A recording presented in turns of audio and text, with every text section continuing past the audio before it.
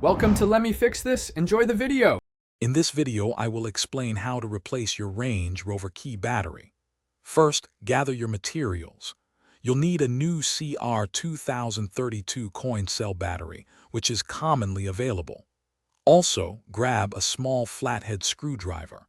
Make sure you have a clean, well-lit area to work in, as the components are small and delicate. Now, let's open the key fob.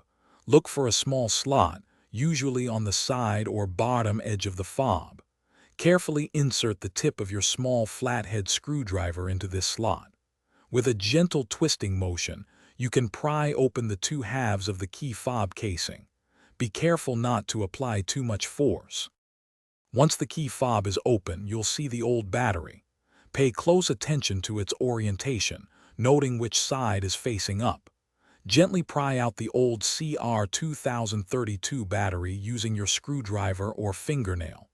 Now, insert the new battery, ensuring the positive, plus, side is facing upwards, just like the old one was.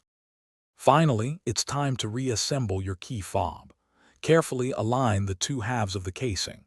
Press them together firmly until you hear a click, indicating they are securely snapped shut. Once reassembled, test the key fob's functionality with your Range Rover to ensure everything is working correctly. You've successfully replaced your battery. Thanks for watching. If you found this helpful, don't forget to like and subscribe.